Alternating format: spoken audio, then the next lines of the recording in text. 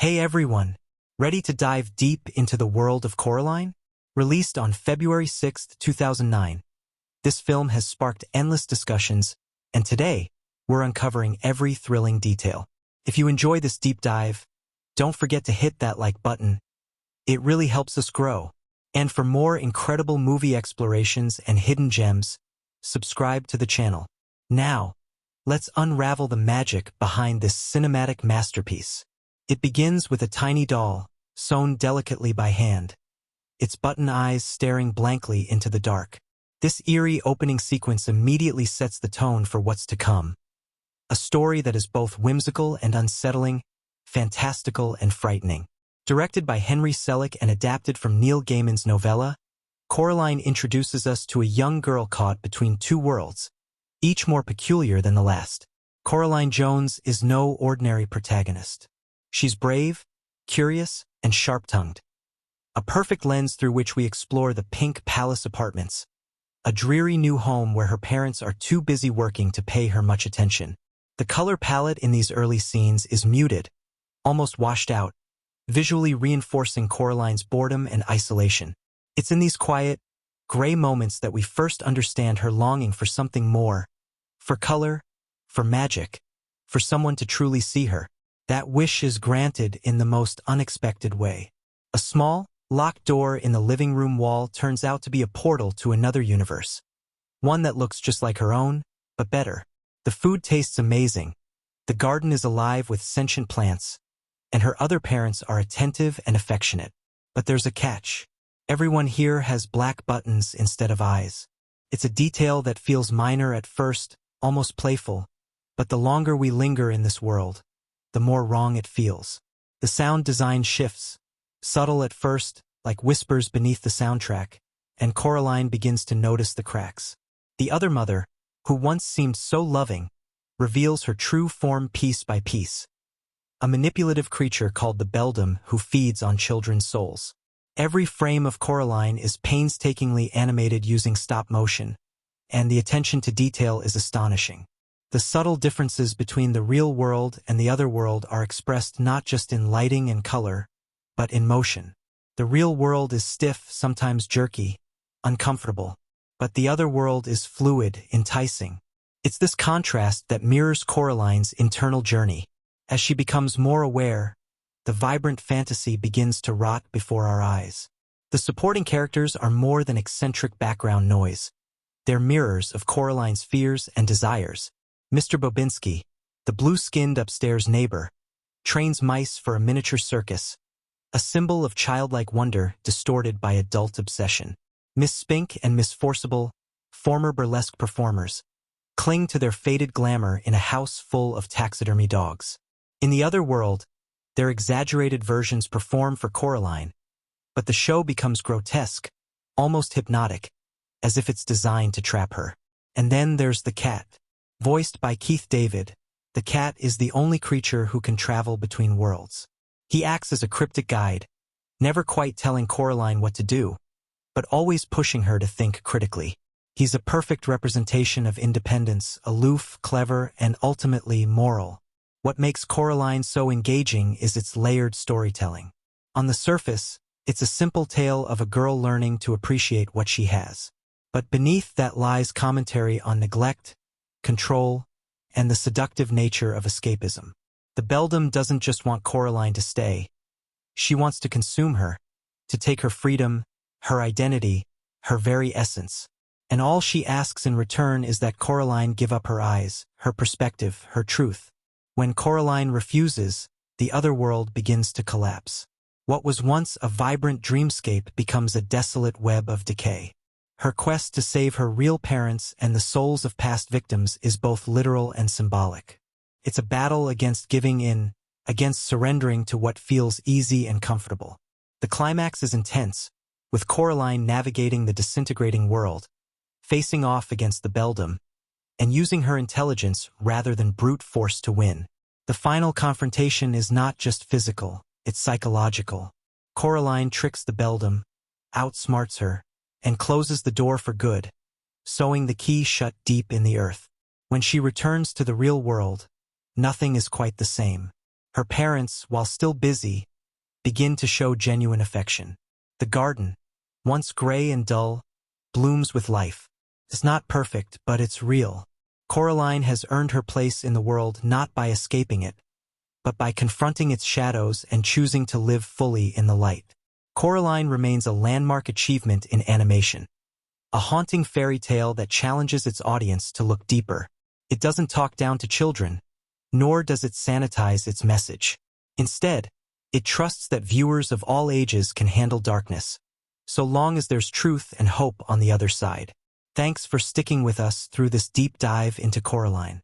If you enjoyed this exploration, don't forget to like, comment with your favorite scene or theory, and subscribe for more beautifully strange stories just like this one.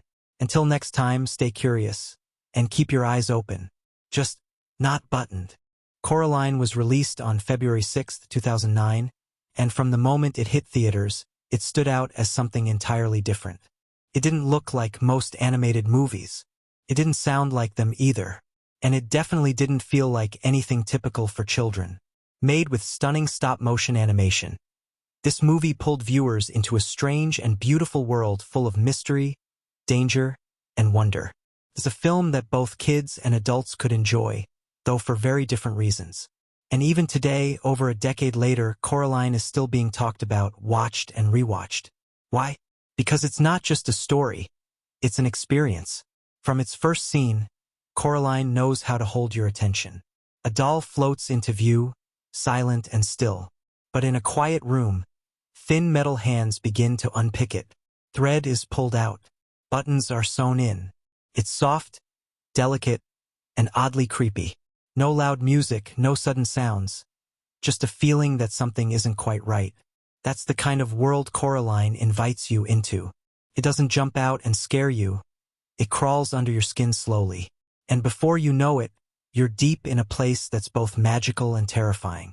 The story follows Coraline Jones, a smart and curious girl who moves with her parents to an odd building called the Pink Palace Apartments. It's far from exciting. Her mom and dad are always working, too busy to pay attention to her. They're not mean, just distracted. Coraline is left to explore on her own. She meets a few strange neighbors, like Mr. Bobinski, who talks to mice, and two retired actresses, Miss Spink and Miss Forcible, who live with dozens of stuffed dogs. There's also a boy named Wybie, who's awkward but kind, and the first person Coraline really connects with. As she explores her new home, Coraline finds a small locked door hidden behind the wallpaper. First, it's just a bricked-up wall. But that night, it becomes something else entirely. The door opens, and a dark tunnel appears, glowing with a soft, blue light. Coraline crawls through and comes out into what looks like her house.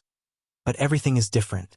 The food is better, the colors are brighter, and her parents are there, smiling and cheerful. But their eyes are buttons. First, Coraline loves it. The other mother and other father seem perfect. They cook for her, talk to her, and make her feel seen.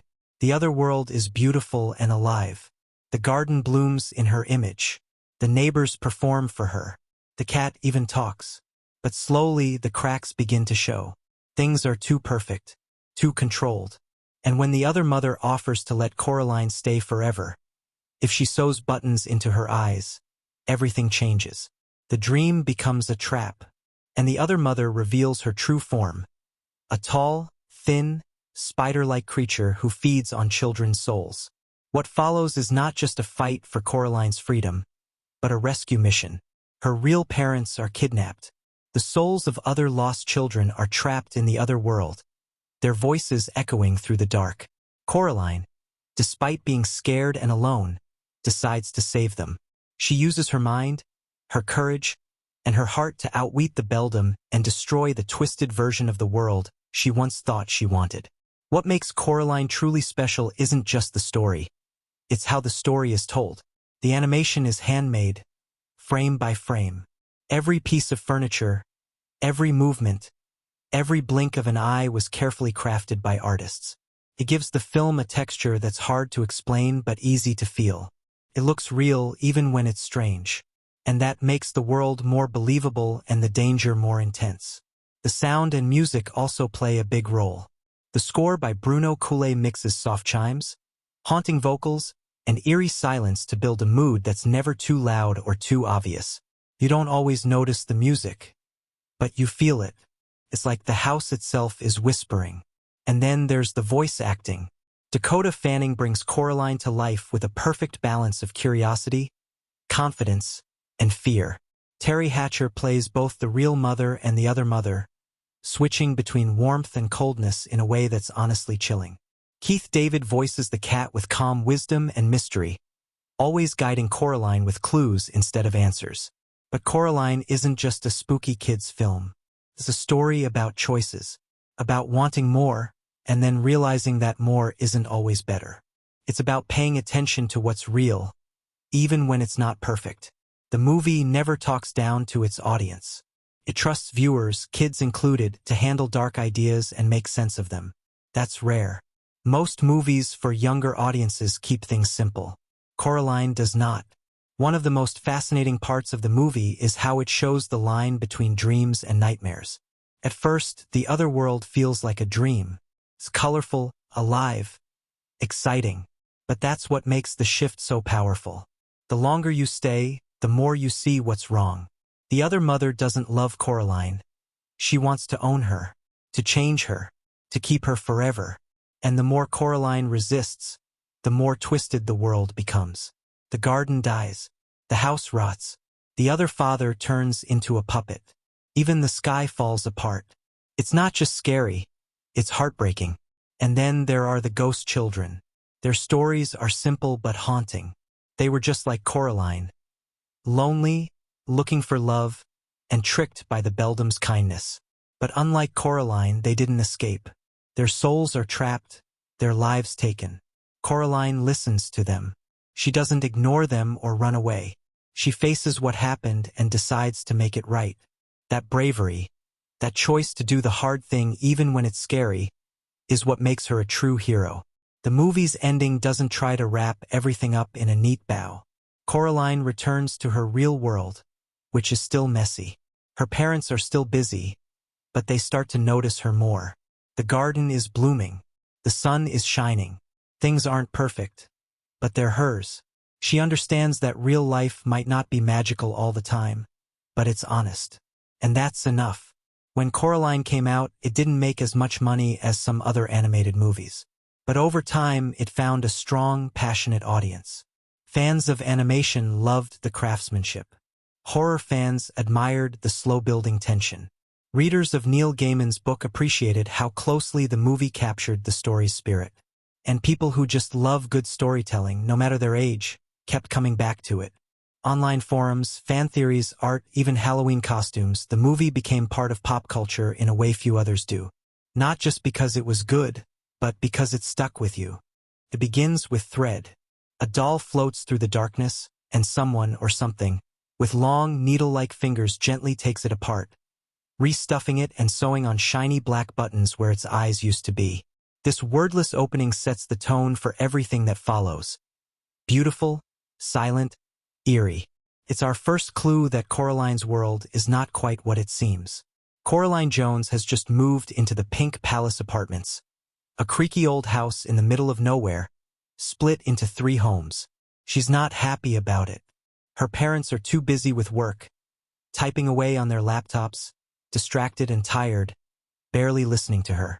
She's an only child in a strange place with no friends and nothing fun to do. Her bright yellow raincoat and mismatched clothes reflect her bold, curious personality. But her world feels dull. The sky is gray. The garden is dead. Her life feels as colorless as the walls around her. In this empty stretch of time, Coraline explores. She meets her strange neighbors. Mr. Bobinski lives upstairs, a tall, thin man with blue skin who insists he runs a circus of performing mice. He talks to them constantly, though no one else ever sees them. Below her live Miss Spink and Miss Forcible, 2 elderly former actresses who bicker constantly and live surrounded by dozens of stuffed dogs. They predict Coraline's future through tea leaves, warning her that danger is coming. They speak in dramatic riddles, part funny, part unsettling. Coraline listens politely but shrugs it off. To her, it's all just nonsense. One day, while exploring the living room, Coraline finds a small door hidden behind the wallpaper. She asks her mother about it. Her mother rolls her eyes, gets the key, and opens it. Behind it, just bricks. Nothing. No mystery. No magic. Just disappointment. But Coraline can't stop thinking about that door. It's out of place. Why is it even there? What could be behind it, really? Soon after, a boy shows up, Wybie. He's awkward and talkative, the grandson of the building's owner. He tells Coraline the apartments aren't rented to families with children. Until now. There's a reason. Something happened to his grandmother's sister when they were young. She disappeared. No one ever found out why. It makes Coraline feel even more uneasy. Then Wybie gives her a gift. A doll that looks exactly like her. Coraline is confused. How could someone make a doll so perfect? Same hair, same clothes. Even the buttons for eyes seem familiar. She keeps it, not knowing it's been watching her every move. That night, Coraline wakes up to the sound of mice. They're squeaking, trying to get her attention. She follows them, and they lead her back to the small door. This time, the bricks are gone. In their place is a glowing tunnel, long and twisting, lit with a soft, bluish light. It looks impossible, like something out of a dream. With a mixture of fear and excitement, she crawls through it. She emerges in what looks like her home. The layout is the same. The furniture is the same. But something's different. Everything is brighter, warmer. The food smells better. The colors are richer. And her parents are there, smiling, laughing, paying attention. But there's something strange about them. Their eyes are black buttons. Coraline is startled but curious. These other parents look and sound like her real ones, but they're kinder, more fun. Her other mother cooks meals her real mother never bothered to. Her other father sings songs, makes jokes, and wants to spend time with her. Feels too good to be true, but Coraline likes it. She goes to sleep there, and when she wakes up, she's back in her real bed. First, she thinks it was all a dream. But then it happens again. The door reopens. The tunnel returns. She keeps going back. And each time, the other world seems more exciting, more alive. Her other mother makes her favorite meals without being asked. Her bedroom is filled with magical toys that come to life. Outside, the garden blooms in brilliant colors, shaped like Coraline's face. It's beautiful, almost hypnotic. Even her neighbors are different in the other world. Mr. Bobinski's mice really perform tricks, forming patterns and spelling out messages. Miss Spink and Miss Forcible put on a full theater show just for Coraline, complete with costumes, lights, and audience applause. It's everything she's ever wanted. Then the cat appears. In the real world, the black cat avoids her. In the other world, he talks. He's clever, calm, and mysterious, with a voice like a whisper that's both comforting and warning. He doesn't trust the other mother. He tells Coraline that this place isn't what it seems, that she should be careful, that the other mother has a plan. Coraline brushes it off. What plan? Why warn her? Everything is perfect here, isn't it? But then, things begin to shift. On one visit, the other mother offers Coraline a gift, a chance to stay forever. She just has to let the other mother sew black buttons over her eyes. Coraline freezes. The idea horrifies her. Buttons? In her eyes? Is a step too far. Suddenly, all the magic fades. The warmth disappears. Coraline says no. The other mother doesn't like that. Her smile becomes fixed. Her voice sharpens. The house grows colder. Coraline rushes back through the tunnel. But when she returns home, her real parents are gone. Not just missing, vanished. Their coats are still wet. Their car is still outside. But they're nowhere to be found. She waits. Hours pass. Then days. Still nothing. Then the mirror fogs up. Inside, Coraline sees her parents trapped behind the glass, calling for help. Their movements are slow, their faces pale. They're cold. Alone. Coraline realizes the truth. The other mother took them. And now she has no choice but to go back through the door. She steps into the other world, but everything is different now. The lights are dim. The walls creak. The magic is gone. It's twisted, rotting. The other mother is waiting. Her limbs are longer. Her skin is thinner. Her smile never moves. She throws Coraline into a dark space behind a mirror and locks the door. In that tiny, cold space, Coraline meets three ghostly figures, children. Their eyes are missing. Their voices are faint. They tell her their stories. Like Coraline, they were once lured in with kindness and attention, but they stayed too long. They let the other mother sew buttons over their eyes. And once she had them, she took everything else. Their voices, their freedom, their lives. They beg Coraline to help them. Their souls are trapped in the house, hidden somewhere. If Coraline can find them, she can free them. And maybe, just maybe, save her parents too. Coraline makes a promise. When she's let out, she confronts the other mother. She's not afraid anymore. She proposes a game. If she can find the three lost souls and her real parents, they all go free. But if she fails, she'll stay forever and let the other mother sew the buttons. The other mother agrees, intrigued and confident. She knows this house is hers. She controls everything. Coraline stands small in the hallway, but her eyes are steady. The game begins. The cat returns. He can travel between the worlds. He can't be controlled. He guides Coraline, giving her hints, pointing her in the right direction, but never giving away too much. He believes she has to figure things out for herself. Coraline clutches the adder stone the Real Miss Spink gave her, peering through its hole to see what's hidden. It shows her the truth beneath the surface. The lies, the traps. She searches the house. In the garden, under the soil, she finds one of the souls, glowing faintly like a trapped firefly. In the theater, she watches a twisted version of the Mrs. Spink and Forcible, half woman, half costume, their faces stretched into masks. She climbs into the depths of the stage and finds another soul, pulling it free from a cluster of waxy fabric and dangling string. In the darkened version of the other father's room, she finds him slumped over, barely alive. The other mother controls him completely now, turning him into a puppet. He tries to warn Coraline, his voice barely his own. He's made of fabric and glue, sagging and worn. He begs her to leave. Coraline finds another soul near him, but the house begins to shake. The vines grab at her feet. The floors fall apart. She runs. Outside, the world is unraveling. The sky is gone. The stars flicker like dying embers. The walls of the house stretch into a void. The other mother's power is cracking. Coraline is one soul away. Her parents are still missing. The Beldam is watching, waiting. Her smile is wide. And Coraline knows the next step is the hardest. Imagine walking into a massive warehouse filled with tiny doors, paper gardens, and puppets with button eyes. Every inch of the place buzzing.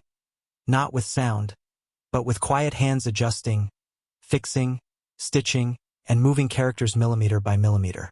This was the heartbeat of Coraline, one of the most ambitious stop-motion films ever created.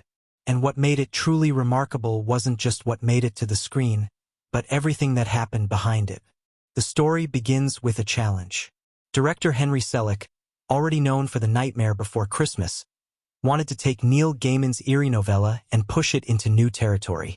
But the road wasn't easy. Studios were skeptical. They doubted the film would work because it centered on a young female protagonist, wasn't based on an existing franchise, and didn't fit into any conventional genre box. And when Selick insisted on using stop-motion animation instead of CGI or live action, many questioned the choice altogether. Some argued that stop-motion was a dying art, too slow, too costly, too niche. But Selick believed there was no other way to bring Coraline to life. He wanted every frame to feel handcrafted, personal, even when it was unsettling. Leica Studios, a then little-known studio in Oregon, stepped in and took a massive risk. The team transformed a former warehouse into a full production space. They constructed over 150 detailed sets and crafted thousands of puppets, props, and costumes entirely by hand. It was an extraordinary commitment. Coraline's house alone was built in multiple sizes for different types of shots, from wide angles to extreme close-ups, and everything had to look consistent across scenes. The Coraline puppet itself was a marvel of miniature engineering. Standing just under 10 inches tall, she had a fully flexible body covered in handmade clothes, each item stitched with needles thinner than a human hair. Her sweaters, scarves, and gloves weren't just painted. They were actually knitted by a woman using custom-built miniature knitting needles. Some of her garments took months to complete. Even the way her hair moved was carefully planned. Individual strands were attached to tiny wires, so animators could control every sway and flick as if it were dancing to the rhythm of Coraline's emotions. But Coraline's real magic was in her face. Her expressions weren't digital, they were physical. The team designed a system of removable faceplates, each one custom-molded and painted to reflect different combinations of eyes, brows, mouths, and more. Hundreds of combinations were needed to portray everything from a mischievous smirk to wide-eyed terror. These pieces were held together with tiny magnets, allowing animators to switch them out one frame at a time. Altogether, Coraline had over 200,000 possible facial expressions, an astonishing level of nuance for a character made of plastic and steel. The animators worked tirelessly, creating barely 90 seconds of usable footage each week. Every blink, breath, or finger twitch was the result of hours of precise movement. The process was so slow and intricate that some animators joked it would be faster to paint the entire film, frame by frame, on grains of rice. But the reward was a sense of texture and weight you simply can't fake with computers. Every wrinkle in a shirt, every flickering shadow, every imperfection. It all made the world feel real. The creativity extended to materials, too. For example, snow was made using a mix of glue and baking soda to create the perfect flaky effect. Leaves were often popcorn painted green. Gravel on the driveway was made from crushed kitty litter. Coraline's mother's groceries were crafted from hand-painted foam. Even Mr. Babinski's blue skin tone was achieved through layers of transparent paint and lighting filters to give him an otherworldly appearance. One of the biggest behind-the-scenes surprises involved the music. Originally, the team brought in the quirky band They Might Be Giants to write a full soundtrack. But after trying out several songs, only one ended up making it into the final film. Most were cut for not fitting the film's eerie tone. Composer Bruno Calais was brought in instead and created a haunting, layered score using obscure instruments like the waterphone, a glass bowl filled with water that produces ghostly echoes, and children's choirs singing in gibberish. This decision gave the movie its uniquely dreamlike, unsettling sound that perfectly matched its tone. There were also subtle visual tricks used throughout production to reinforce the story. The real world, where Coraline is bored and ignored, was designed to feel flat and narrow. Walls were placed closer together. Colors were dull. Lighting was dim. But when Coraline crosses into the other world, everything expands. Hallways stretch out. Colors become vibrant. Doors are taller. The 3D effect in the theater version enhanced this contrast, making the other world feel dreamlike and magical, until it starts to unravel. Selick and his team also inserted a few visual Easter eggs and storytelling layers that many fans only noticed after multiple viewings. For instance, when Coraline finds the ghost children's eyes, they each glow in a color that matches the eyes of the ghost who lost it. The fake version of Wybie, the other Wybie, wears a stitched-on smile, a subtle and disturbing reminder that the other mother doesn't tolerate dissent. And in Coraline's dream sequences, shadows often appear to move independently of light sources, foreshadowing the distorted reality that awaits her. The story's darkness was another element that sparked debate. Though marketed as a children's film, Coraline includes imagery and themes that many adults found disturbing. Children's souls trapped in a limbo-like state, a parent who offers eternal love in exchange for a child's eyes, and a protagonist who must confront the idea that comfort and safety can be traps in disguise. There were even early discussions at the studio about toning down some of the horror elements, especially the transformation of the other mother into her final spider-like form. But Selick stood firm. He believed that children didn't need to be protected from darkness. They needed to be shown how to overcome it. One of the strangest and most delightful facts is that the solo vocalist who sings parts of the film's haunting score was, coincidentally, named Coraline. It wasn't planned, it was just a strange bit of serendipity. Her voice added a ghostly softness to some of the film's most emotional moments, creating a bridge between Coraline's world and the mysterious forces watching over her. Even the cast had their share of interesting moments. Dakota Fanning, who voiced Coraline, was only in her early teens during recording but brought a sharp wit and emotional depth to the character. Teri Hatcher, who played both Coraline's mother and the other mother, voiced the roles in entirely different styles. She gave the real mom a tired, distracted tone, while the other mother started sweet and slowly grew colder, more mechanical. It was Hatcher's first major voice acting role, and she nailed the emotional creepiness that made the character so unforgettable. Leica's president, Travis Knight, who also happens to be the son of Nike's founder, was not just producing from a distance. He was deeply involved in the animation itself, even working on some of Coraline's scenes personally. His hands are literally in the film. That hands-on leadership helped set the tone for Leica's culture, one of creative obsession, patience, and attention to detail. But perhaps the most impressive part of Coraline's behind-the-scenes journey was the way the team balanced innovation with old-school techniques. They used 3D printers to create Coraline's facial parts but painted each piece by hand. They used silicone for natural-looking skin textures but aged clothing with sandpaper. They mixed technology and tradition to create something new, a hybrid approach that would become Leica's signature style in later films. And through it all, the story of Coraline mirrored the journey of its creators. Like Coraline, the filmmakers wandered into a strange world full of magic and danger. Hollywood, with its temptations and expectations. They had to fight for what they believed in, make hard choices, and face rejection. But in the end, they stayed true to their vision. The result wasn't just a box office hit. It was a cultural landmark. A reminder that even in a digital age, stories made by hand, with care and courage, can still leave the deepest mark. Even now, more than a decade later, people still discover new things in Coraline. Small background details, sound effects, strange patterns in the wallpaper, moments where shadows flicker too long, or eyes seem to move on their own. And that's what makes the film timeless. It's not just the story of a brave girl. It's the story of artists who believed in something unusual and beautiful and terrifying, and who worked day and night to make that world real, one frame at a time. From the very first moment Coraline steps into the Pink Palace apartments, there's a strange heaviness in the air. The house doesn't shout danger, it hums with silence. It's quiet in the way that feels too still.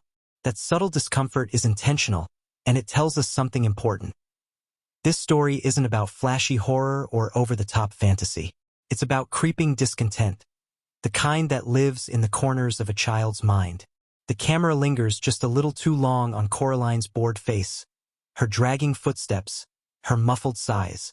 These early moments don't seem important at first, but they're crucial. They reflect what the film is really about: emotional neglect. Not abuse, not cruelty, just the kind of consistent, casual absence that leaves a child feeling invisible. That's what makes Coraline's reality so painful. Her parents aren't villains. They're busy, they're tired, and in many ways they're believable. That realism is what sets the emotional tone for everything that follows. Then comes the little door, bricked up, sealed off. But when Coraline opens it for the first time and discovers the tunnel, glowing, breathing like the inside of a throat, we're not scared yet. We're intrigued, just like her. It's here that the film's rhythm changes. Time stretches, colors intensify, the music starts to shimmer and whisper. And when Coraline arrives in the other world, everything feels dreamlike, almost intoxicating. The first dinner scene in the other world is one of the most powerful in the entire film. Coraline sits at the table while her other mother serves her a feast. Not just food, but comfort. Everything her real parents forgot. Attention, warmth, effort. The camera spins slowly, the lighting softens, the food sparkles like a child's dream. It's hypnotic. But what makes this scene remarkable is the tension underneath it. Because we, the audience, know it's too perfect. The fact that the other mother has button eyes is already unnatural, but we want Coraline to enjoy this moment anyway. There's a strange emotional push-pull. We're rooting for her, but also warning her. This complexity is rare in children's films, and Coraline handles it with eerie precision. Soon after, another key moment arrives. Coraline returns to her real world and finds it as bleak as ever. The contrast is jarring. The house is colder.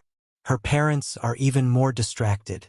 But now we, along with Coraline, feel the difference more sharply. This emotional trick is brilliantly executed.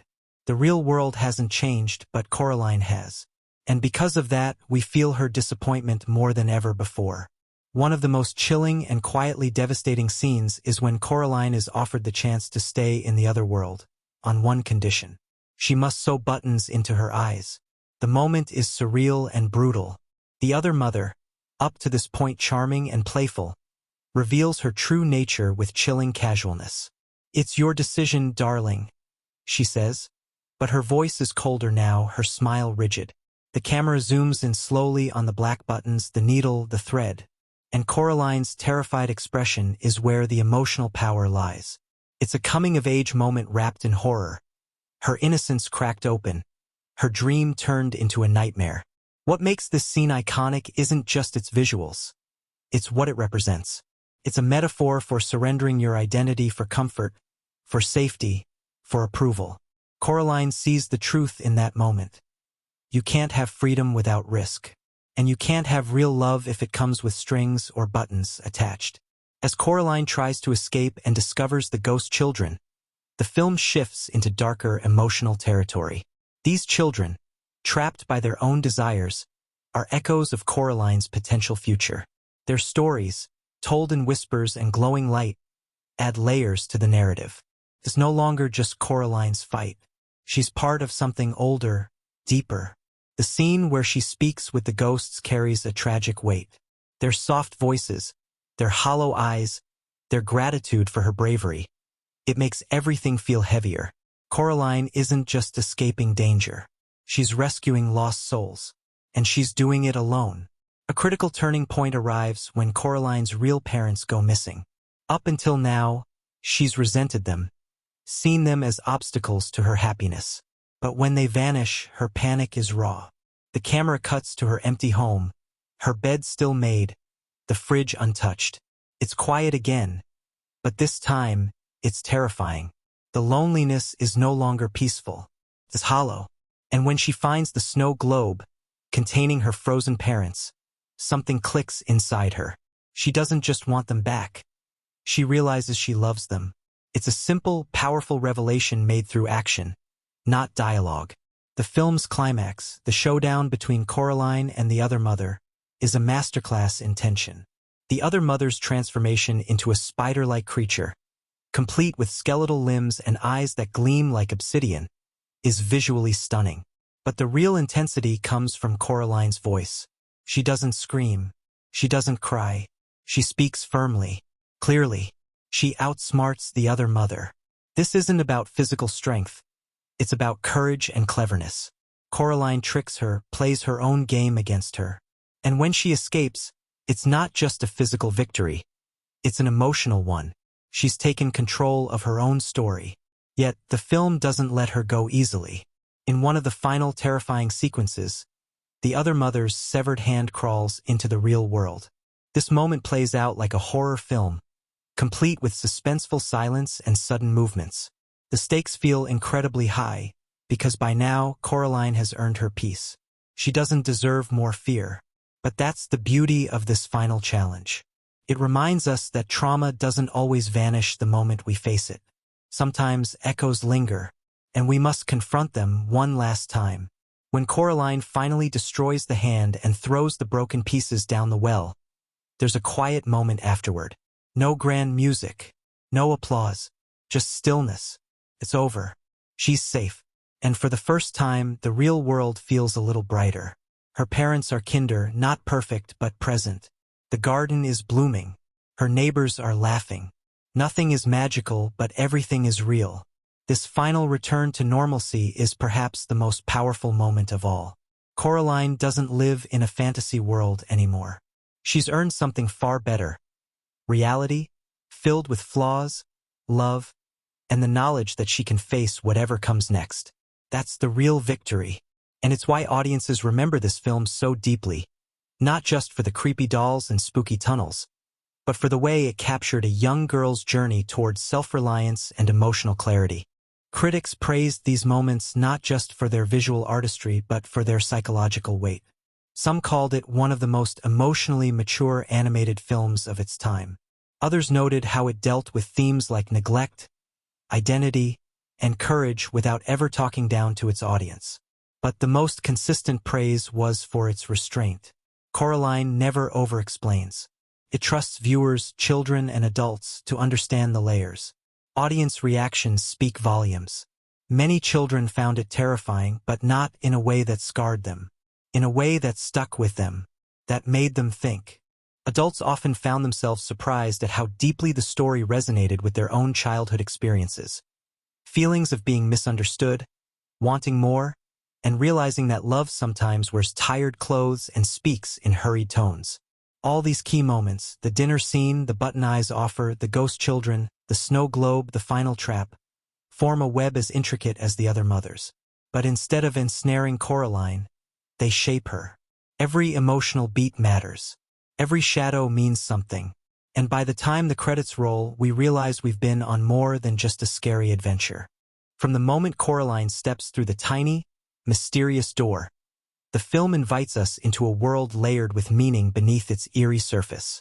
The story isn't simply about a creepy adventure. It's a reflection on childhood, family, and the ways we navigate feelings of loneliness and belonging. At its core, Coraline is a tale about yearning, the universal human desire to be seen, heard, and loved, and the risks of chasing illusions that promise comfort but come at a cost. Coraline's life in the Pink Palace apartments is cold and disconnected, not because her parents are evil or uncaring, but because they are overwhelmed and distracted. This subtle form of neglect is one of the movie's most important themes. The absence of warmth isn't always obvious. It often looks like busy schedules, hurried words, or parents who mean well but fail to truly connect. Through this, the film taps into a real-world experience many children and adults share, the feeling of invisibility in their own homes. The gray, drab colors and cramped spaces of Coraline's real world contrast starkly with the bright, exaggerated vibrancy of the other world, visually expressing her emotional hunger. The other world at first appears as an idealized escape, full of magic, delicious food, and attentive parents who cater to every whim. Yet the film quickly reveals this comfort as a facade, a trap wrapped in sweetness. The button eyes of the other mother symbolize this loss of identity and autonomy. To truly belong in that world, Coraline must give up her own vision, quite literally trading her eyes for buttons. It's a chilling metaphor for the dangers of sacrificing oneself in exchange for safety or love that isn't genuine. This symbolism runs deeper as the other mother's spider-like form emerges, evoking traditional stories of entrapment and manipulation. Spiders, long associated with weaving webs, represent control and ensnarement. The other mother weaves an elaborate world designed to lure Coraline into permanent captivity. This connects to broader themes about the seductive nature of false comfort, how seemingly perfect environments or relationships can hide darkness beneath their surface. The ghost children Coraline meets further expand the film's exploration of loss and entrapment. These spirits embody the consequences of yielding to the other mother's promises. Their stolen eyes and trapped souls suggest the danger of surrendering individuality and freedom. They also emphasize Coraline's courage and sense of responsibility. Unlike others, she refuses to become complacent or powerless. Her quest to free them mirrors the journey of overcoming neglect and finding agency, making the film as much about empowerment as fear. Another powerful symbol is the small door itself. It serves as a threshold between realities but also as a gateway between perception and truth, childhood and maturity. It's tempting for Coraline to stay on the other side where things seem easier and more exciting. Yet crossing back requires her to face danger and uncertainty. This door becomes a metaphor for choices between easy illusions and hard realities, passive escape and active courage. The garden outside Coraline's house carries symbolic weight too. Initially neglected and barren, it grows and flourishes by the film's end, mirroring Coraline's own emotional growth and renewed connection with her real world. The blooming flowers suggest hope, renewal, and the beauty that can grow when one nurtures real relationships instead of chasing false ones. The film's use of color is itself a storytelling device rich in symbolism. The muted palette of the real world evokes feelings of isolation and dullness, while the other world's saturated colors are initially alluring but eventually feel oppressive and unnatural. This contrast underscores the film's social commentary on the way escapism, especially in the modern digital age, can distort our perception of happiness and satisfaction. It warns of the dangers in replacing genuine human connection with superficial or artificial substitutes. Coraline also speaks to societal themes around parenting and childhood autonomy. The movie doesn't villainize Coraline's parents but critiques the modern pressures that can make meaningful parental presence difficult. The film suggests that love without attention or understanding can leave children vulnerable to other, more dangerous influences. This resonates strongly in a world where technology and busy lives often fragment family bonds. The other mother's enticing attentiveness is a dark mirror of what Coraline's parents cannot provide: complete attention and unconditional presence. The narrative also highlights the importance of bravery in the face of uncertainty. Coraline's journey is a metaphor for growing up, stepping out of comfort zones, questioning appearances, and confronting fears. Her refusal to be silenced or trapped represents the resilience that children and adults need to assert their identity and take control of their lives, even when the world feels threatening or uncaring. In a broader cultural context, Coraline echoes classic fairy tales, but with a modern twist. It takes the traditional motif of the other world or enchanted realm and subverts it, showing that not all that glitters is gold. It's a reminder that stories for children can be complex and dark without being destructive, encouraging viewers to face their fears rather than shy away from them. The film's layered storytelling also invites interpretations about mental health. The other world can be seen as a manifestation of Coraline's inner struggles, her desire to escape feelings of neglect, her battles with loneliness and identity. The story suggests that confronting and understanding these feelings, rather than burying them in fantasy or denial, is the path to healing and growth. Finally, Coraline offers a subtle social commentary on the nature of freedom and control. The other mother's world is meticulously crafted, every detail controlled and designed to keep Coraline compliant. It warns against the allure of environments that offer security in exchange for autonomy, whether those are overbearing relationships, authoritarian societies, or consumer cultures that sell perfection but deliver conformity. Throughout the film, the balance between appearance and reality remains central. The characters, the settings, even the emotions Coraline experiences are often double-edged, both enchanting and dangerous, familiar and strange. This duality reflects the complexity of life itself, reminding viewers that truth is rarely simple and that bravery means looking beyond surfaces to find deeper realities. By weaving these themes and symbols into its narrative, Coraline becomes more than just a spooky story. It transforms into a meditation on what it means to grow up, to seek love, and to find one's place in an imperfect world. It encourages viewers to cherish real connections, face fears honestly, and recognize that sometimes the most magical things are the relationships we build in the world we already live in. And so, the film's haunting images and rich symbolism stay with us long after the screen fades to black, inviting each viewer to reflect on their own other worlds, the doors they choose to open or close, and the courage it takes to live authentically. When Coraline opens, you immediately notice how the visuals are more than just pretty pictures. They are a key part of the storytelling, a language all their own.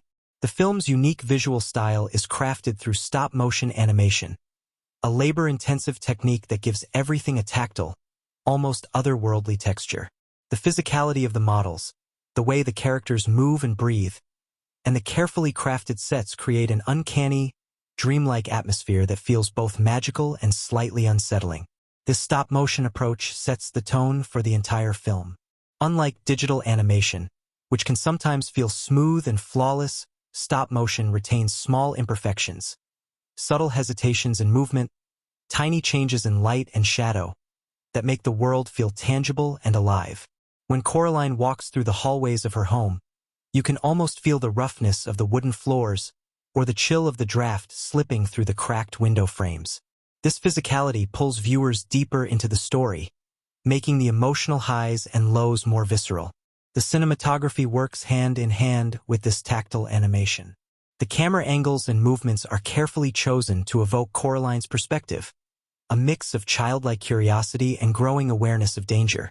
Early shots often show Coraline from a low angle, emphasizing her smallness in a big, indifferent world. The camera follows her closely, sometimes shifting focus from the mundane to the mysterious with quick pans or zooms, inviting viewers to notice the small details she notices, like the button-eyed cat or the bricked-up door. Lighting is another major storytelling tool. In Coraline's real world, the palette is muted, dominated by grays, browns, and dull greens. Shadows linger in corners, windows rarely flood rooms with sunlight, and the overall mood is subdued, hinting at emotional distance. But when Coraline slips into the other world, colors explode in brightness. Warm reds, deep purples, golden yellows saturate the screen. The lighting becomes softer and more stylized, almost painterly. This shift doesn't just create visual contrast. It mirrors Coraline's emotional experience of wonder and entrapment. The initial thrill of escape followed by creeping fear. The sets themselves are storytelling characters. The pink palace apartments feel cramped and claustrophobic, full of peeling wallpaper, crooked furniture, and faded photographs. By contrast, the other world's rooms shimmer with perfection. Shiny floors, intricate patterns, perfectly polished surfaces. Yet the perfection is unsettling because it's too clean, too controlled. The meticulous set design, with its warped perspectives and subtly shifting details, creates a feeling that the world itself is alive and watching, reinforcing the film's themes of control and surveillance. Editing in Coraline is deliberate and rhythmic, blending moments of quiet tension with bursts of movement. Scenes often unfold at a slow, deliberate pace, allowing the viewer to absorb details and build suspense. For example, when Coraline first explores the other world, the editing lingers on the surreal details. The way her footsteps echo, the slight delay before a door creaks open, building an almost hypnotic mood. In contrast, during moments of danger or chase, cuts become quicker, adding to the sense of urgency and fear without overwhelming the viewer. Sound design is a crucial layer that amplifies the film's eerie, immersive atmosphere. Subtle ambient noises, the creak of floorboards, the whisper of wind through cracks, the faint ticking of clocks, create a soundscape that's rich with tension. These details make the world feel lived in and heighten the emotional stakes without relying on overt scare tactics. When silence falls, it's heavy and charged, preparing the audience for what might come next. The voice performances also integrate seamlessly with the sound design. Dakota Fanning's portrayal of Coraline is a perfect mix of youthful curiosity and vulnerability, her tone shifting naturally from wonder to fear. The voice of the other mother, by contrast, is both soothing and sinister, often layered with subtle echoes or distortions that make her presence feel unnatural. This careful vocal treatment turns dialogue into an instrument of mood, deepening the psychological impact. Complementing the sound design is the film's musical score, composed by Bruno Coulet. The music is as much a character as the animation itself. An eerie, haunting blend of strings, chimes, and whispered melodies that weave through scenes, enhancing tension or highlighting moments of warmth. Unlike conventional scores that underscore action or emotion overtly, Coulet composition often feels like a secret language, hinting at hidden fears and desires beneath the surface. The music swells softly during Coraline's discoveries, then tightens like a heartbeat during moments of suspense, guiding the viewer's emotions in subtle, sophisticated ways. One of the director Henry Selick's most distinctive choices is the blend of whimsical fantasy with horror elements, all delivered through this rich sensory palette. His vision balances the enchanting with the unsettling, never allowing the story to become predictable or simplistic. Selick uses the medium of stop motion to exploit the uncanny, where familiar objects look just slightly off, and children's toys can suddenly feel menacing. This plays into the broader theme of blurred boundaries between childhood innocence and the darker realities children must face. Selick's attention to detail extends into the film's use of perspective and scale. The other world's exaggerated proportions and shifting rooms create a labyrinthine effect, visually representing Coraline's psychological state, confused, curious, and trapped all at once. The camera moves through these spaces with fluidity, emphasizing the sense of disorientation and magic. In key scenes, the director experiments with frame composition to focus on symbolic elements. For example, close-ups on buttons, thread, or eyes are not just decorative, they're loaded with meaning. These details appear repeatedly, reinforcing the idea that control and identity are central to the story's conflict. The film's pacing is another storytelling tool. The quiet, almost slow beginnings allow viewers to settle into Coraline's world, to feel her boredom and loneliness. This makes the vibrant and surreal otherworld all the more striking. The film never rushes. It lets tension build gradually, using silence and stillness as effectively as action. Throughout, Coraline also plays with texture, not just visually but narratively.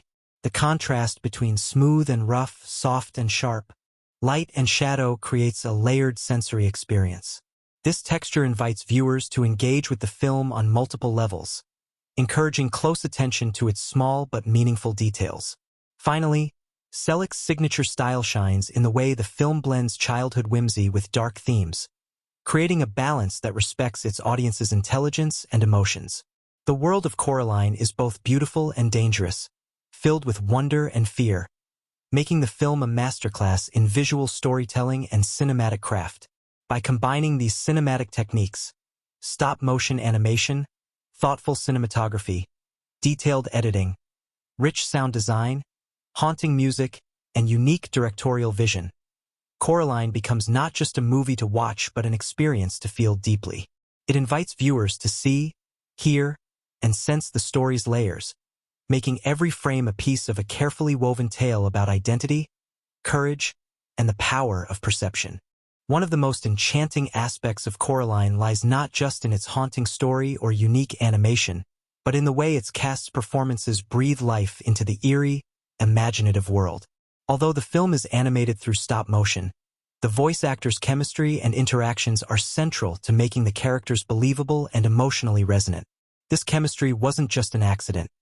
It was carefully cultivated during production, shaping the film's emotional core and allowing the audience to deeply connect with Coraline and the strange universe she inhabits.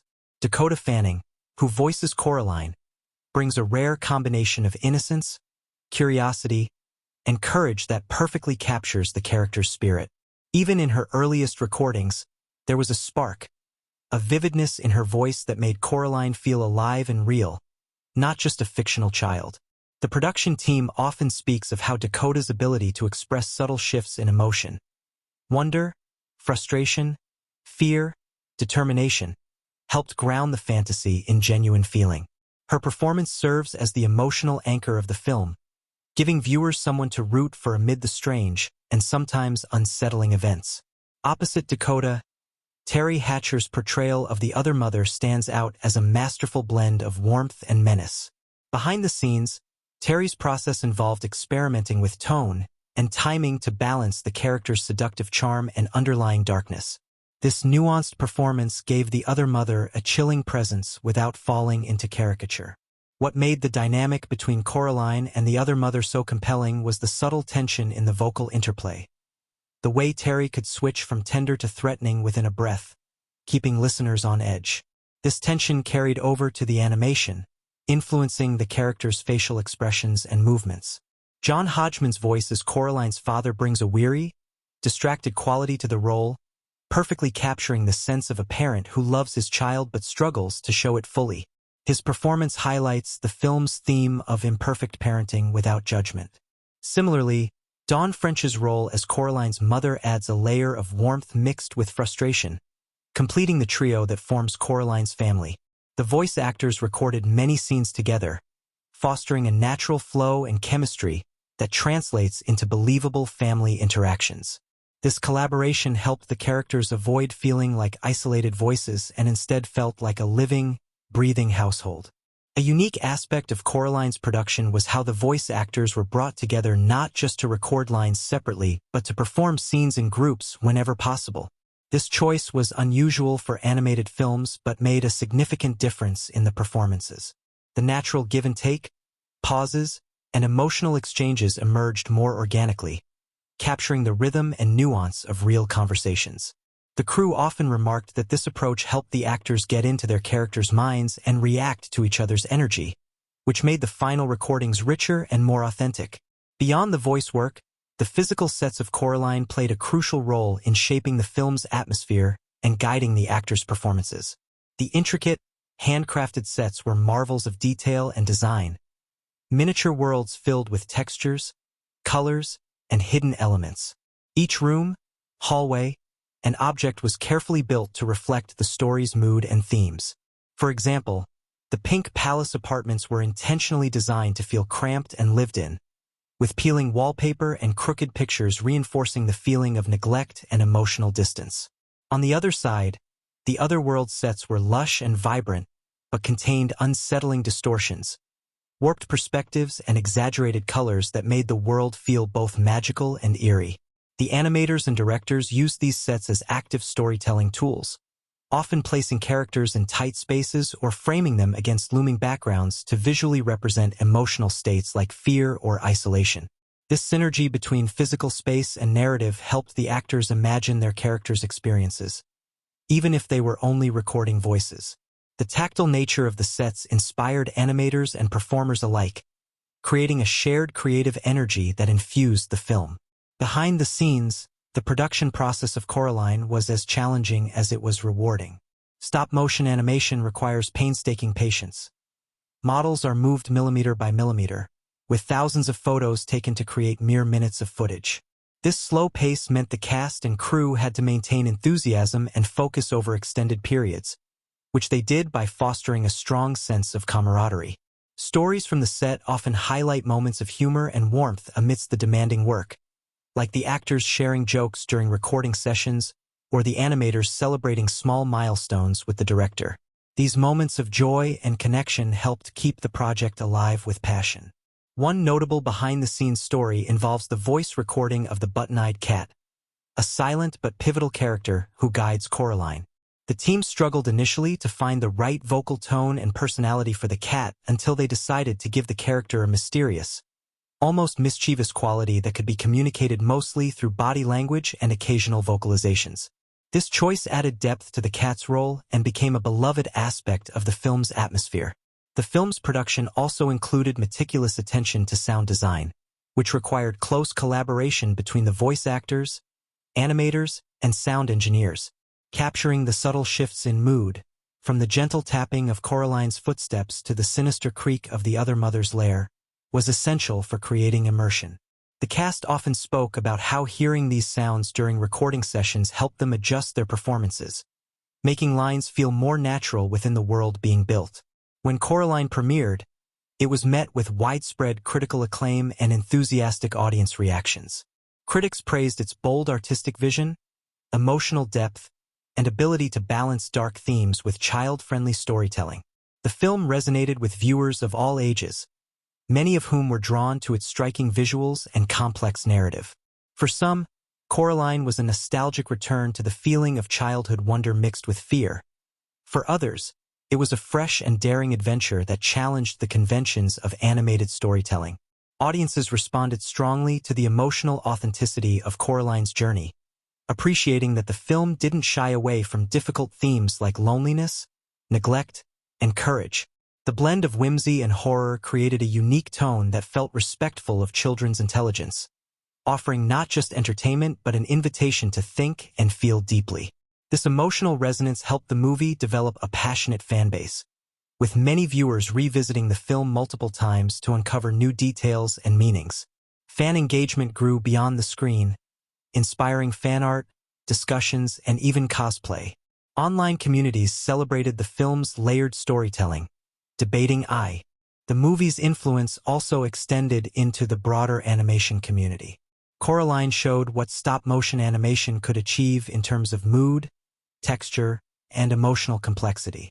It inspired other filmmakers and artists to push boundaries, proving that animated films could tackle serious themes with artistic sophistication. The film's success helped elevate stop-motion's profile in the industry and encourage studios to invest in similar projects with distinctive voices. Audience reactions also revealed something important about the power of storytelling. Many parents shared that watching Coraline with their children opened conversations about fear, bravery, and family in a way that was approachable and meaningful. The film became a touchstone for discussing complex emotions and encouraging kids to face their fears rather than hide from them. This real-world impact added to the movie's significance and legacy. Critics highlighted certain scenes for their emotional weight, noting how the performances and visual design combined to create moments of genuine suspense and tenderness. For example, Coraline's confrontation with the other mother was seen as a powerful metaphor for asserting independence and refusing to accept false comfort. These scenes resonated deeply with viewers, enhancing the film's reputation as more than just entertainment but as a thoughtful exploration of growth and identity. In retrospectives, cast and crew have reflected on how the unique dynamics of the set and the careful nurturing of actor chemistry were key to the film's success. They credit the collaborative spirit of the production, where voice actors, animators, sound designers, and directors worked in close dialogue, for creating a cohesive and emotionally compelling work. This atmosphere of shared creativity allowed each contributor's strengths to shine, making Coraline a testament to teamwork in filmmaking. Ultimately, the magic of Coraline arises from this intricate web of relationships between the characters on screen, the actors who bring them to life, the creative team shaping every detail, and the audience who embraces the story. It's a film born from collaboration and sustained by the connections it fosters, both within its world and beyond. This interconnectedness is why Coraline remains a beloved classic, an unforgettable journey where every voice, every shadow, and every whispered secret combines to tell a story that feels as real as it is fantastical. As the closing credits roll on Coraline, it's clear that this film is more than just a captivating story or an artistic marvel. It has carved out a lasting place in the landscape of animation and popular culture. Its legacy continues to ripple through the industry and resonate with audiences around the world, shaping how we think about animated storytelling and the power of blending fantasy with darker, deeper themes. To truly appreciate Coraline's cultural impact, we need to understand not only what it achieved when it premiered, but how it transformed the genre and inspired generations to come. At its core, Coraline challenged expectations of what an animated film could be. When it was released in 2009, many audiences still viewed animated features as primarily children's entertainment, often limited to bright colors, simple plots, and overtly cheerful themes. Coraline defied these conventions by offering a narrative that was complex, eerie, and emotionally rich, one that didn't shy away from exploring loneliness, fear, and the need for courage. The film's dark fairy tale atmosphere was a bold choice that expanded the boundaries of the medium, proving that animation could tell stories that are not only visually stunning but psychologically profound. This shift opened doors for a new wave of filmmakers who saw Coraline as a blueprint for creating animated works with mature themes and artistic ambition. Its success helped elevate stop-motion animation status, showing it wasn't just a niche craft but a powerful storytelling tool. Following Coraline, studios became more willing to invest in stop-motion projects with unique voices and visions, sparking a resurgence of interest in the technique. Films like Paranorman and Kubo and the Two Strings owe a debt to the trail blazed by Coraline, embracing similarly rich, dark, and emotionally complex narratives. Beyond the technical and narrative influence, Coraline has made a significant mark on pop culture. The film's distinctive imagery, especially the unsettling button eyes, the other mother's chilling smile, and the richly detailed other world, have become iconic symbols that fans and artists frequently revisit and reinterpret. These visual motifs have inspired countless fan artworks, merchandise, and even fashion statements, weaving Coraline into the fabric of contemporary visual culture. The button eyes, in particular, have transcended the film to become shorthand for eerie otherness or hidden danger, a testament to the film's lasting visual language. The character of Coraline herself has become a cultural touchstone, embodying themes of bravery, independence, and resilience. Her journey resonates with viewers who see in her a relatable figure navigating the complexities of childhood, family, and self-discovery. Coraline's story has inspired discussions about empowerment and confronting fear, making her an enduring role model for young audiences and adults alike. This connection explains why the film maintains a devoted fan base, decades after its release. In terms of formal recognition, Coraline received numerous accolades that further cemented its importance. The film was nominated for an Academy Award for Best Animated Feature, highlighting the industry's acknowledgement of its artistic and technical achievements. It also earned awards from the Annie Awards and various international film festivals, praised for its innovation in animation, storytelling, and design. These honors reflect not only the quality of the film but also the broader respect it garnered among peers and critics, affirming its place as a landmark work. Coraline's impact extends beyond awards and box office numbers. It has become a key reference point in academic discussions about animation and film studies, often cited as an example of how animation can explore complex psychological and social themes. Scholars analyze its use of symbolism, narrative structure, and visual storytelling to understand how animated films can address issues like identity, family dynamics, and fear in ways that live-action films might struggle to achieve. This intellectual engagement adds another layer to the film's legacy, showing that Coraline continues to inspire thoughtful conversation and analysis. Moreover, the film has played a role in broadening conversations about children's media and what is appropriate or beneficial for young viewers. Its dark tone and sophisticated themes challenge the industry's tendency to sanitize children's stories, encouraging creators to trust young audiences' capacity for understanding and emotional complexity. This shift has influenced not only animation but also literature, television, and other forms of children's entertainment, pushing for richer, more nuanced narratives. The enduring appeal of Coraline is also reflected in its presence across generations. Parents who first encountered the film when it came out often introduce it to their children, creating a shared cultural experience that bridges age gaps. The story's universal themes of bravery in the face of adversity, the desire for connection, and the struggle for identity remain timeless. In this way, Coraline functions not only as entertainment but as a meaningful touchstone in many families' lives, a film that grows with its audience. In addition to its influence on storytelling and culture, Coraline showcased the incredible potential of animation as a collaborative art form. The film brought together visionary talents, from Henry Selick's direction to the intricate work of animators, set designers, voice actors, and composers, demonstrating how diverse creative forces can unite to produce something truly magical. This collaborative spirit has inspired countless artists and filmmakers, proving that innovation arises from a shared passion for pushing boundaries and telling stories that matter.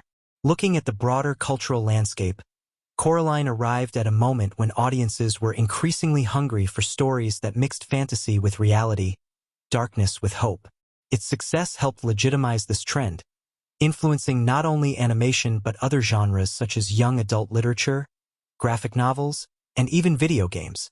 Themes of alternate realities, hidden dangers behind seemingly perfect facades, and the empowerment of the individual resonate across many media forms, highlighting Coraline's role as a pioneer in this narrative space.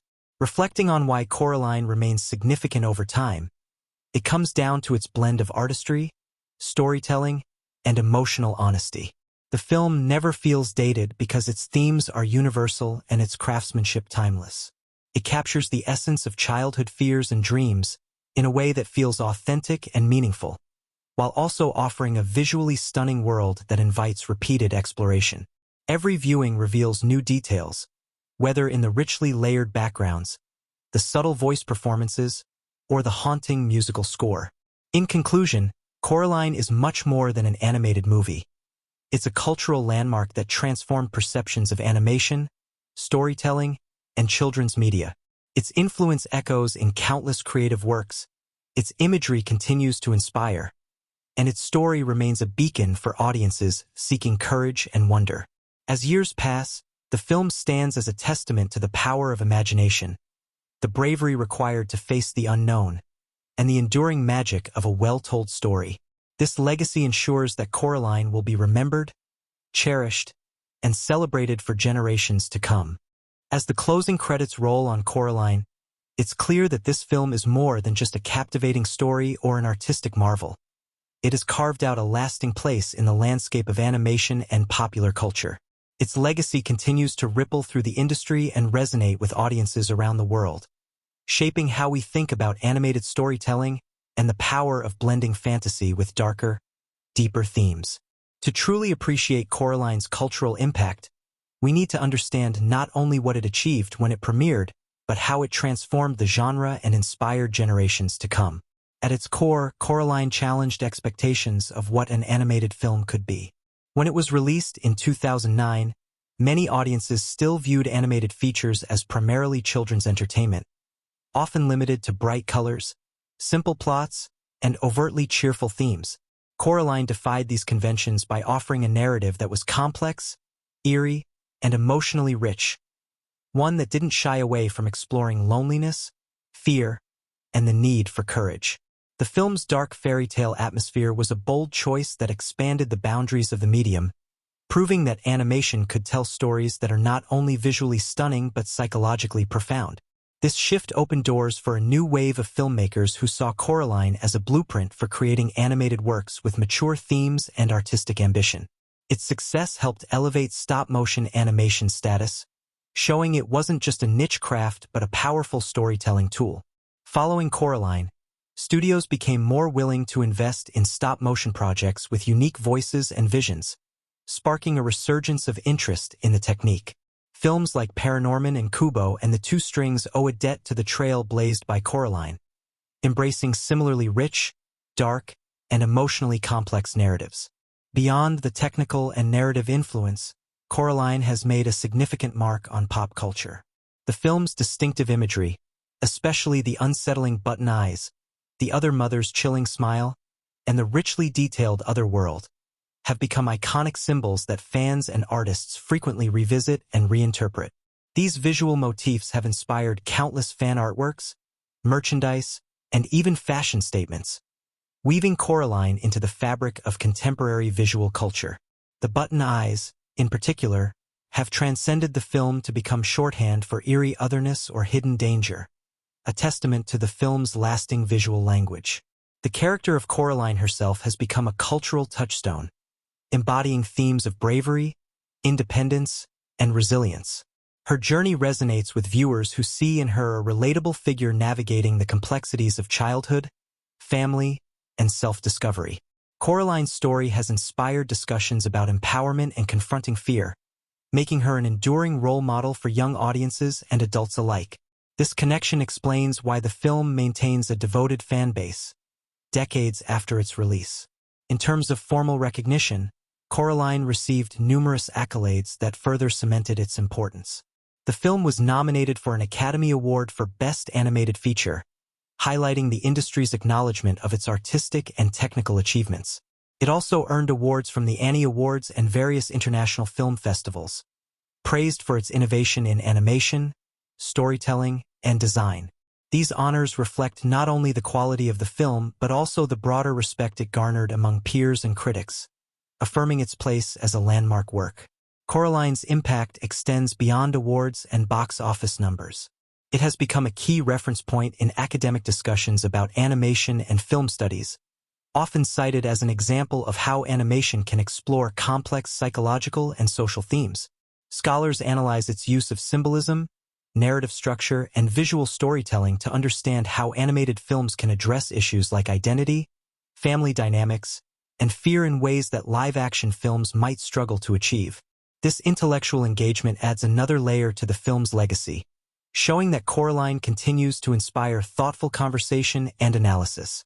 Moreover, the film has played a role in broadening conversations about children's media and what is appropriate or beneficial for young viewers. Its dark tone and sophisticated themes challenge the industry's tendency to sanitize children's stories, encouraging creators to trust young audiences' capacity for understanding and emotional complexity. This shift has influenced not only animation but also literature, television, and other forms of children's entertainment, pushing for richer, more nuanced narratives. The enduring appeal of Coraline is also reflected in its presence across generations.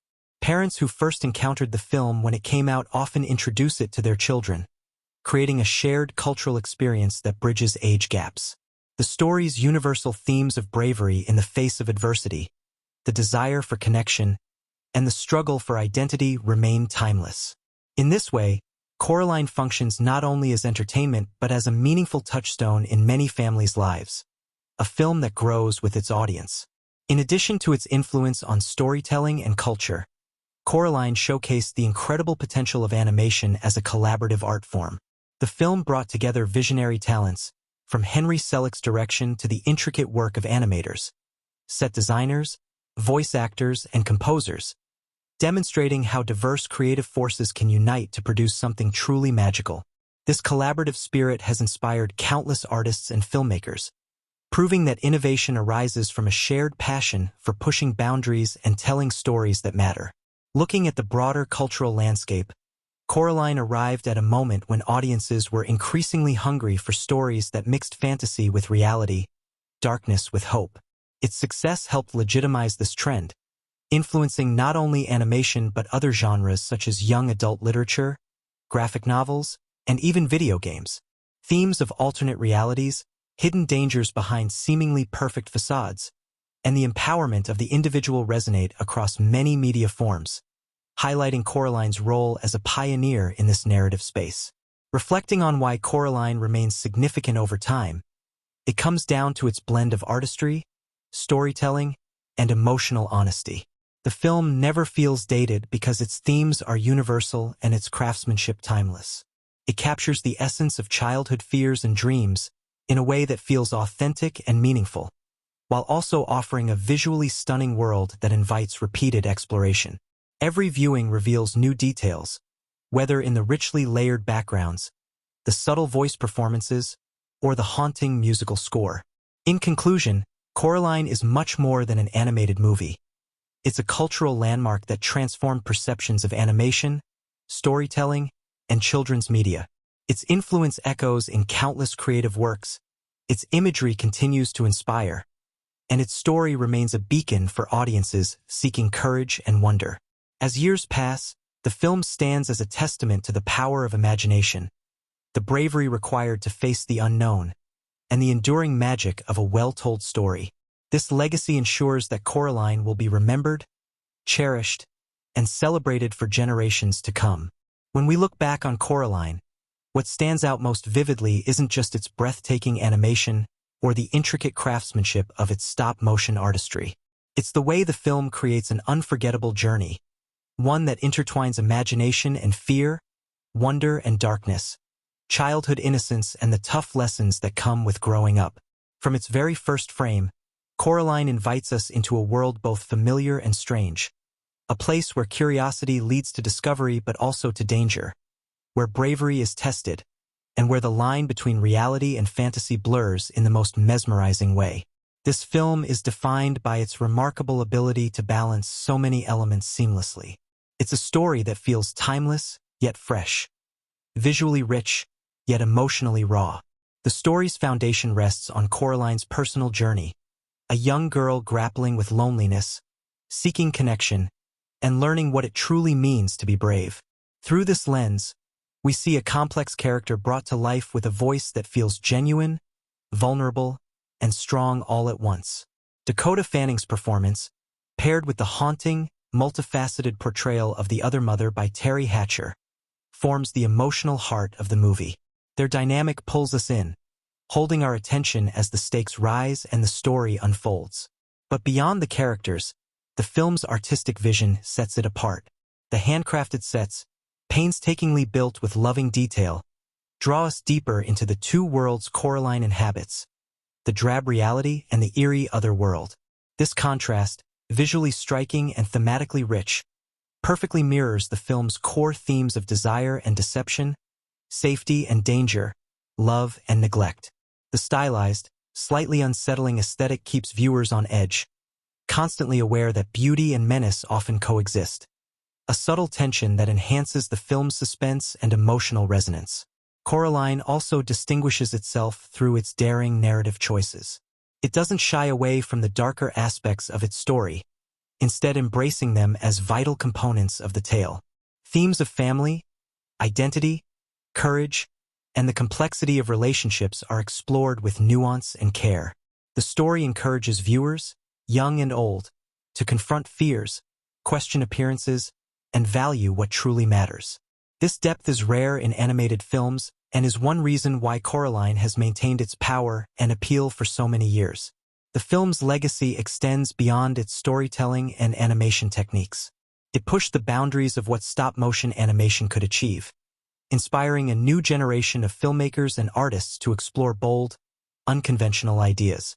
Its influence is visible in the way darker, more complex narratives have become embraced within animation and children's media at large. Coraline opened the door for stories that don't talk down to their audience but instead invite them to think critically and feel deeply. Another reason this film remains special is how it connects with its audience. It's not just a movie you watch, it's a movie you experience. The tension in every shadow, the subtle emotional beats in every line of dialogue, and the mesmerizing visuals all work together to create a fully immersive world. Many viewers find themselves revisiting it, discovering new details and nuances with each viewing. It becomes a story that grows with you, revealing different meanings as you change and mature. The critical acclaim and awards the film received underscore its impact, but more important is the way it has embedded itself into popular culture and personal memories. Fans celebrate it not only for its artistry but for the courage and heart at its core. It continues to inspire fan art, discussions, and even academic study, proving its place as a significant cultural touchstone. As we conclude this deep dive into Coraline, it's clear why this film is so much more than just an animated feature. It is a masterpiece that challenges and delights, a story that is as beautiful as it is unsettling, a film that respects its audience's intelligence and emotions. Coraline's adventure is a powerful reminder that bravery isn't about the absence of fear but the choice to face it, that what we seek may not always be what we need, and that true love and connection are worth fighting for. If you love this breakdown, give the video a thumbs up and subscribe for more deep dives into the world of cinema. Let's keep exploring movies together.